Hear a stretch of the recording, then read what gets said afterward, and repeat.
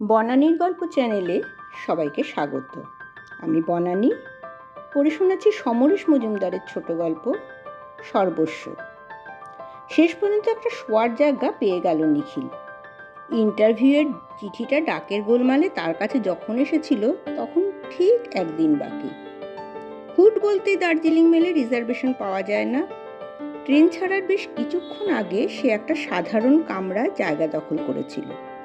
রাতটা কোনো মতে কাটিয়ে দিতে পারলেই নিউ জলপাইগুড়ি, সেখানে নেমে শিলিগুড়ি শহর বড়জোর 8 ঘন্টা। 11টায় হাজির হতে বলেছে। এখন ট্রেনটা দেরি না করলে সকল রক্ষা পায়। একটা রাত না ঘুমালে কিছু ক্ষতি হয় না।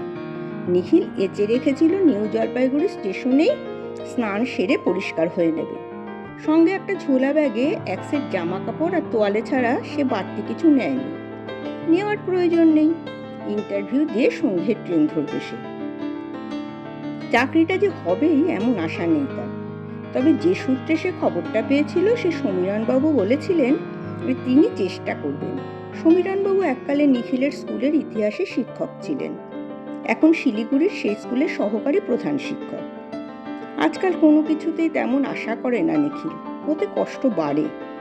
এর আগে অন্তত 18টা ইন্টারভিউ দিয়েছে সে।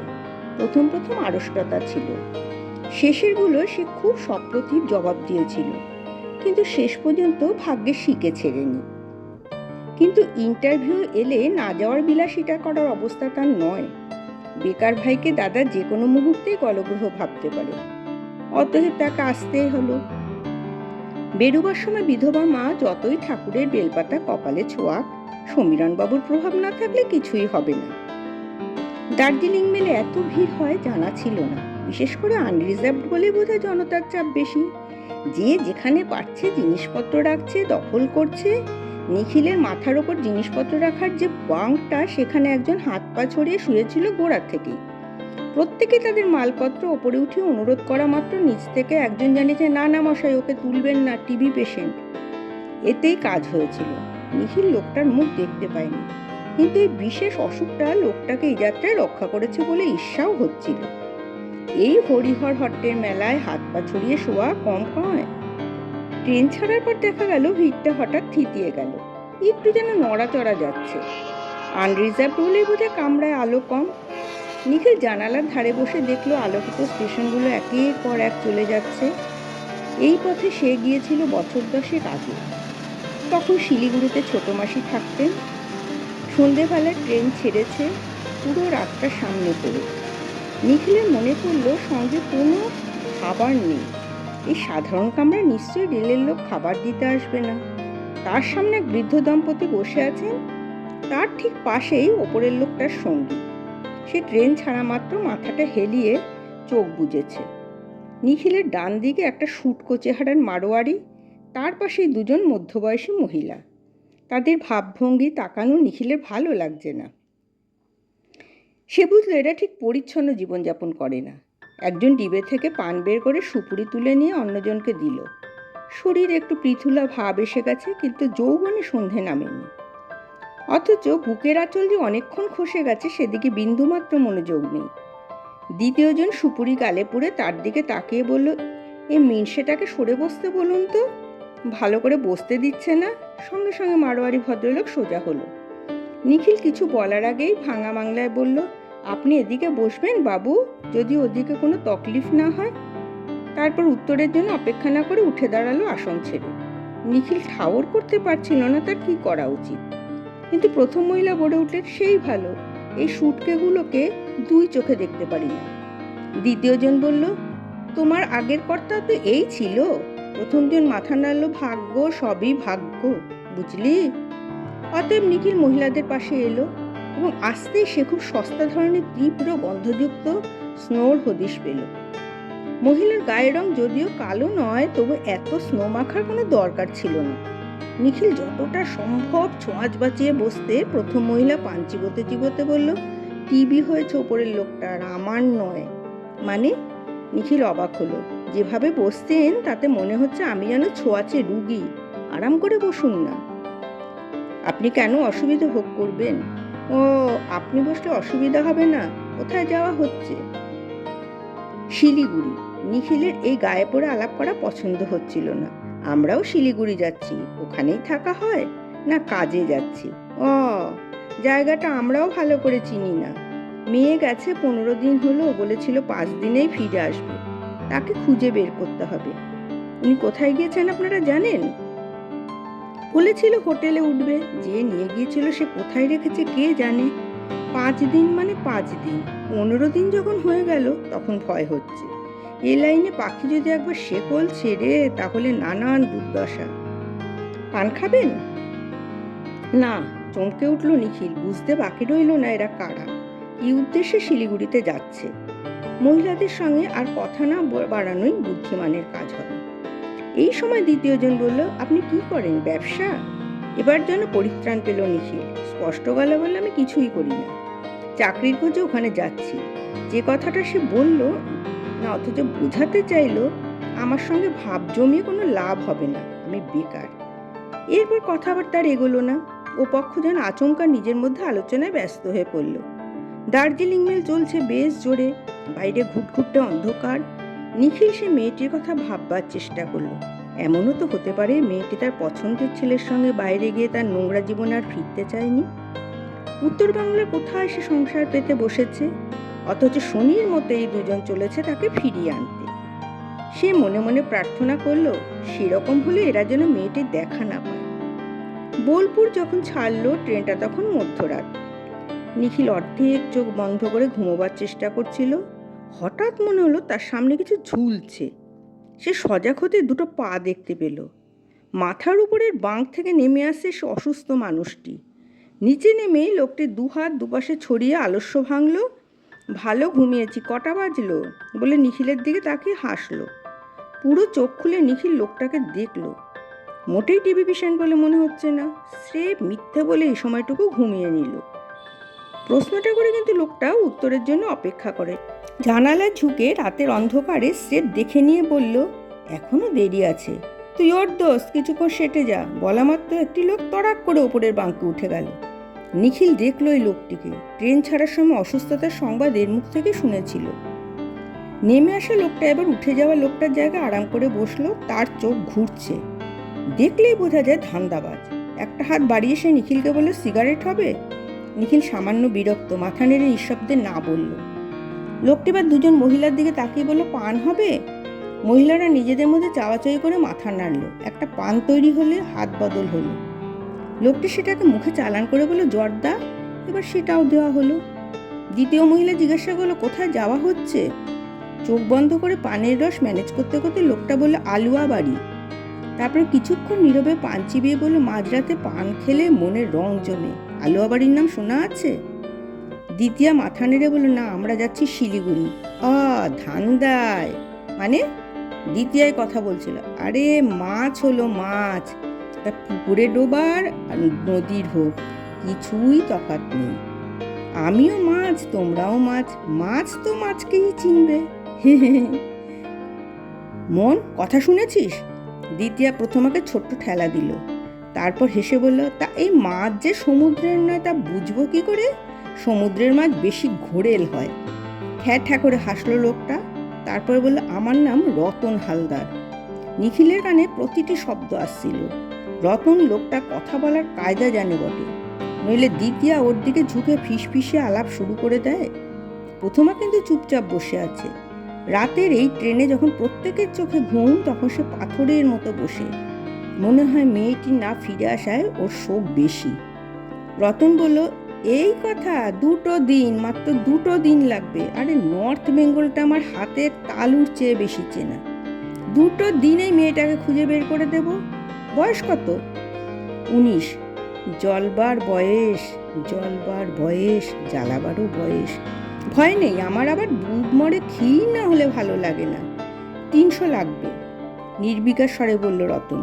300? বাপের জমিদারি পেয়েছো? 50 দিতে পারি। দিও, নেওয়ার লোকের অভাব হবে না, মেয়ে পাবে না ফিরে।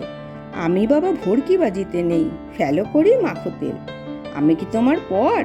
আর তুমি যখন পান খাওয়ালে তখন না হয় 200ই দিও, আর পথ খরচা। নর্থ বেঙ্গলটার কলকাতা নয় বাবা। কোথায় কোন চা বাগান কিংবা জঙ্গলে পীড়িত করছে সেটা খুঁজে বের করা সহজ ব্যাপার নয়। তারপর হলো গিয়ে তোমাদের মেয়ের বয়স 18 পেরিয়ে গেছে, চলে আয় বললেই যদি না আসে তাহলে গুমচট। রতন হালদার উকি দিয়ে মুখ বাড়িয়ে অন্ধকার দেখল। রাতের ট্রেন ছুটে গেলে পৃথিবীটা কেমন অচেনা হয়ে যায়, কিংবা সব জায়গাতেই একরকম মনে হয়। কিন্তু নিখিলের মনে হলো রতনের যেন অস্বস্তি হচ্ছে। সে কথা বলছে বটে, কিন্তু চোখ মাঝে মাঝে বাইরে ঘুরছে। আলুয়া বাড়ি কি এসে গেল? কামরার বাকি যাত্রীরা সমানে ঢুলছে। এদের কথাবার্তায় কারও মন নেই, কিন্তু নিখিলের চোখে ঘুম আসছে না। বসে বসে ঘুমানো তার অভ্যেস নেই, তার উপর এইসব কথাবার্তা। দুই মহিলা ততক্ষণে নিজেদের মধ্যে আলোচনা সেরে নিল। তারপর দ্বিতীয়া জানালো, ঠিক আছে তাই হবে, তবে কিনা মেয়েকে ফিরে পেলেই মাল দেব, ভরকি দিয়ে নিয়ে যাবে তা হবে না। রতন একটা চোখ ছোট করলো, কিছু তো আগাম ছাড়বে, নইলে এন্থু পাবো কি করে? দ্বিতীয়া বলল, দেখা যাবে। রতন বলল, মেয়ের নাম কি? পারুল। ছবি আছে? দ্বিতীয়া ইঙ্গিত করতে প্রথমে হাত ব্যাগ থেকে একটা খাম বের করলো। খাসা, এ মেয়ে ভেগে গেলে কষ্ট তো হবেই। আহা, যেন কামধেনু, যতদিন কাছে থাকবে ততদিন। মাথা দোলালো সে। এ তো সূচ নয় যে খুঁজতে হবে, লোহার বিম যে কাদায় থাক না কেন চোখ পড়বেই। কি রূপ, কি জ্যোতি! দ্বিতীয়া ছবি ফেরত দিয়ে প্রথমাকে দিল। প্রথমে খামে পুড়তে পুড়তে কি মনে করে নিখিলের সামনে ধরলো, এই হলো সেই মেয়ে। জন্ম থেকে মানুষ করলাম, এখন পাখা গজাতেই হাওয়া। ঘর বাঁধার শখ হয়েছে, মডন। নিখিল দেখল তরতাজা একটি যুবতী হওয়া মেয়ে সুন্দর চোখে হাসছে। সেই হাসিতে কোনো মালিন্য স্পর্শ করেনি। প্রথমে তখনও ছবিটাকে ধরেছিল। নিখিল সেই দিক থেকে চোখ সরিয়ে বলল, কেউ যদি ঘর বাঁধে তাহলে আপনাদের আপত্তি হচ্ছে কেন? কারণ সেটা টিকবে না, দুদিন পর পিরিত ফুরিয়ে গেলে ভাতার লাথি মেরে তাড়াবে। মাঝখান থেকে যৌবন যাবে খসে, মূলধন হারিয়ে ব্যবসা হয়, কি করবে তখন? ছবিটা আবার ব্যাগে ঢুকিয়ে রাখলো প্রথমে। টিকবে না কেন ভাবছেন? বেশ্যার মেয়েকে বেশি দিন ঘরের বউ ভাবা যায় না। কত দেখলাম, তবু মজা হলো ঘরের বউ করার প্রস্তাব এলে উঠতি বয়সীদের মন ছোক ছোক করে, ঠিক যেমন করে পোকামাকড় ঝাঁপায় আগুনে। তাই সময় থাকতেই ফিরিয়ে আনতে যাচ্ছি। নিজেরটা বুঝে নি, জন্ম দিয়েছি যখন, তখন কর্তব্য করতেই হবে। নিখিল চমকে মুখ ফিরিয়ে নিল। পিতা কিংবা মাতা হিসেবে কেউ এরকম কর্তব্য করে তা তার জানা ছিল না। এই সময় ট্রেনের গতি কমে এলো। রতন হালদার চট করে উঠে বাঙ্কের লোকটার গায়ে ধাক্কা দিয়ে চাপা গলা ডাকলো, উঠে পড় দোস্ত, টাইম হো গিয়া। বলা মাত্র ওপরের লোকটি পটু হাতে শরীর নামিয়ে আনলো নিচে। তারপর ঝুঁকে জানলা দিয়ে বাইরেটা দেখে দরজার দিকে চলে গেল, মানুষ ডিঙোতে ডিঙোতে। নিখিল লক্ষ্য করলো রতন হালদার বেশ অস্থির হয়ে উঠেছে। সে আর ফিরে বসেনি। একসময় তাকেও দরজার দিকে যেতে দেখা গেল। অন্ধকার চিরে ট্রেনটা ঝাপসা আলোর স্টেশনে এসে দাঁড়ালো। নিখিল মুখ বাড়িয়ে দেখলো স্টেশনে লোকজন নেই বললেই চলে। রতন হালদারকে প্ল্যাটফর্ম ধরে হাঁটতে দেখলো সে। তারপরে হুইসেলের শব্দ, চিৎকার চেঁচামেচি এবং সেই সঙ্গে বন্দুকের গুলির আওয়াজ পাওয়া মাত্র ঘুমন্ত ট্রেনটা জেগে উঠল। প্ল্যাটফর্মে রেল পুলিশের উত্তেজিত ছোটাছুটি, যাত্রীদের আতঙ্কিত মুখ দেখতে দেখতে ট্রেনটা ছেড়ে দিল। নিখিল দেখলো রতন হালদাররা ফিরে আসেনি। সে একটু উদ্বিগ্ন গলায় বলল, রতনবাবুরা এলেন না তো? প্রথমা চিন্তিত, দেখছি তো তাই, বাইরে গোলমাল হচ্ছে, উঠতে পারলো তো? ওপাশ থেকে কেউ চিৎকার করলো, স্মাগলারদের ধরেছে শালা, এখানে এটা লেগেই আছে। নিশ্চয়ই আজ বড় ক্ষেপ ছিল। এবার দ্বিতীয়া বলল, লোকটা নির্ঘাত স্মাগলারি করে, চেহারা দেখে মনে হয়েছিল 2 নম্বরই, অ্যাডভান্স নিয়ে যাওয়ার ধান্দায় ছিল। প্রথমা বলল, তাহলে কি হবে? লোকটা সাহায্য করবে বলেছিল। দ্বিতীয়া বলল, পথের আলাপ পথেই শেষ, এ গেল আর একজনকে নিয়ে আসবে, তাই নিয়ে ভাবনা কি? পারুলকে না নিয়ে আসছি না, ও নিয়ে তুমি ভেবো না। প্রথমে আবার নিখিলের দিকে তাকিয়ে বলে, আপনি একটু সাহায্য করবেন না? আমরা দুজনে অবলা মেয়ে ছেলে। নিউ জলপাইগুড়ি স্টেশনটা বেশ বড়। ট্রেনটা থামতেই যাত্রীরা নেমে যাচ্ছিল তড়বড়িয়ে। এখন বেশি বেলা হয়নি, ইন্টারভিউর বেশি দেরি নেই, একটু পরিষ্কার হয়ে নেওয়া দরকার। প্রথমে প্ল্যাটফর্মে নেমে জিজ্ঞাসা করলো, কোথায় যাবেন আপনি? নিখিল হাসলো, আমি ওয়েটিং রুমে গিয়ে একটু ফ্রেশ হয়ে যাব ইন্টারভিউ দিতে। ঠিক তখনই রতন হালদারকে হাসতে হাসতে এগিয়ে আসতে দেখা গেল। তাকে দেখে দ্বিতীয়া প্রায় ছুটে গেল। ও মা, কখন উঠেছো? আমার তো ভয় হচ্ছিল পড়েই থাকলে বোধহয়। রতন বলল, পড়ে থাকার জন্য শর্মা জন্মায়নি, কিন্তু ফোড়ে আছে পেছনে। এমন ভাব করো যেন আমরা হাজব্যান্ড ওয়াইফ। মুখে আগুন আমার বয়ে গেছে। দ্বিতীয়া চাপা গলায় বলল, তাহলে সাহায্য পাবে না? রতন বলল, ঠিক আছে বাবা, বউ তো কারো হয়নি কখনো, ঢং করতে জানি না। কি করতে হবে বলে দিও। এখন আমরা উঠছি কোথায়?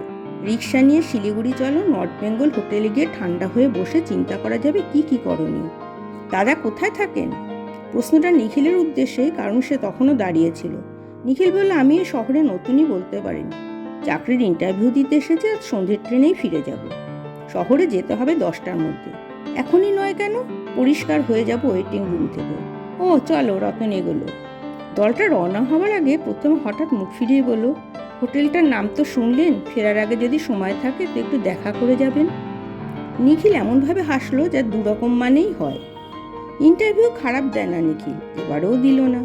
সমীরণবাবু বললেন, তুমি 90% নিশ্চিন্ত থাকো নিখিল, সামনের মাসে তোমাকে ওখানে পাকাপাকি আসতে হবে মনে হচ্ছে।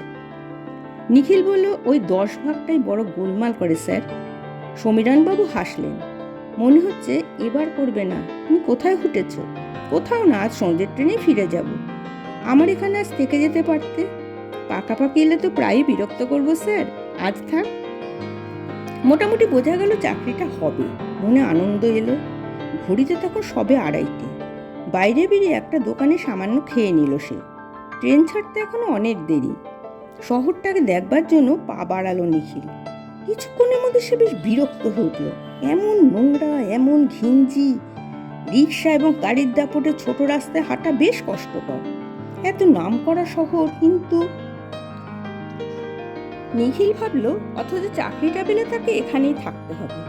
অবশ্য এই শহর ছাড়লেই স্বপ্নের মতো জায়গাগুলো চারপাশে ছড়িয়ে আছে, সেগুলোর আকর্ষণে এখানে থাকা যায়। হেসে ফেলল নিখিল। যার চাকরি নেই এবং চাকরি পাচ্ছে তার আবার পছন্দ অপছন্দ। অন্যমনস্ক হাঁটছিল সে। হঠাৎ হোটেলটা নজরে এলো। এইটার নামই শুনেছিল সকালে। একটু কৌতুক বোধ করলো সে। প্রথমা তাকে বলেছিল সময় পেলে দেখা করতে। ওরা কি পারুল বলে মেয়েটার সন্ধান পেয়েছে? ম্যাজিক ছাড়া সেটা কি সম্ভব? ঈশ্বর করুন পারুল যেন চিরকাল আড়ালেই থেকে যায়। একটা মেয়ে ক্লেদাক্ত পরিবেশ থেকে বেরিয়ে সুস্থ জীবনযাপন করছে, অথচ এরা সেটা হতে দেবে না। ব্যাপারটা সমর্থন করা যায় না। খবরের কাগজে সে পড়েছে, খারাপ জীবনযাপনে প্ররোচনা করার অপরাধে পুলিশ প্রায়ই অনেককে গ্রেপ্তার করে। এদের বিরুদ্ধে থানায় জানিয়ে এলে কেমন হয়? কি সিদ্ধান্ত নেবে ঠিক করতে পারছিল না নিখিল। এমন সময় চোখে পড়ল রতন আর দ্বিতীয় হোটেল থেকে বেরিয়ে একটা রিক্সা উঠল। ওরা দুজন কথা বলতে বলতে এমন মশগুল যে এদিকে তাকালো না পর্যন্ত। রিক্সাটা চোখের আড়ালে চলে গেলে সে রাস্তা পেরিয়ে হোটেলে ঢুকলো। খুবই সাধারণ স্তরের হোটেল, রিসেপশন বলতে কিছুই নেই। খালি গায়ে লুঙ্গি পরা একটা লোক বসে খৈনি খাচ্ছিল। তাকে জিজ্ঞাসা করলো, আজ সকালে কলকাতা থেকে এক বাবু আর 2জন মহিলা এসেছে, কোন ঘরে থাকে? আভি নিকাল গায়ে 2জন, 12 নম্বর কামরা মে হ্যাঁ উঠল। লোকটা নির্লিপ্ত ভঙ্গিতে বলল। বেরিয়ে যে গেছে সেটা নজরে পড়েছে, কিন্তু একজন তো আছে। নিখিল খুঁজে খুঁজে 12 নম্বর ঘর বের করতে বুঝলো হোটেলটা সত্যি এদো।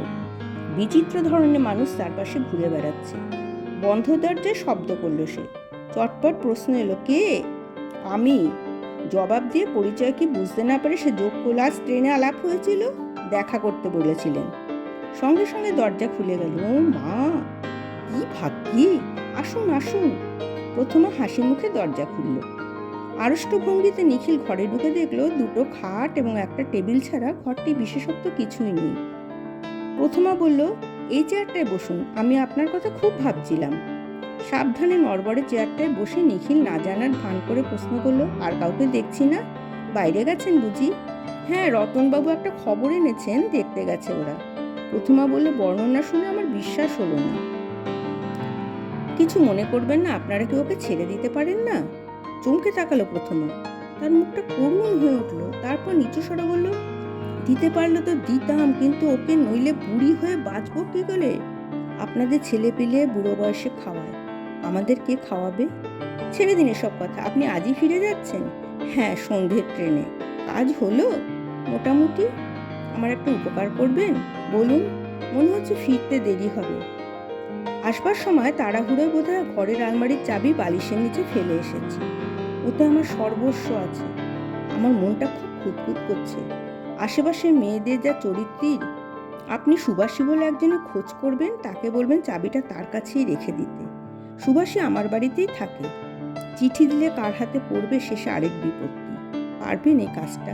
নিজে যদি যেতে না চান তাহলে অন্য কাউকে পাঠিয়ে সুবাসীকে খবরটা দিলেই হবে। পারবেন না? কাতর চোখে তাকালো প্রথমা। এখানে দেখা করা এক, আর একদম ডেরায় গিয়ে। কিন্তু নিখিল অস্বীকার করতে পারল না, বলল চেষ্টা করবো। আপনার ঠিকানা কি? দার্জিলিং মেলে বসে ব্যাপারটা ভাবছিল নিখিল। চিরকালই সে উটকো ঝামেলাকে ডেকে কাঁধে টেনে নেয়। কোনো দরকার ছিল না হোটেলে যাওয়ার, গিয়েই ফ্যাসাদটাকে ডাকলো সে।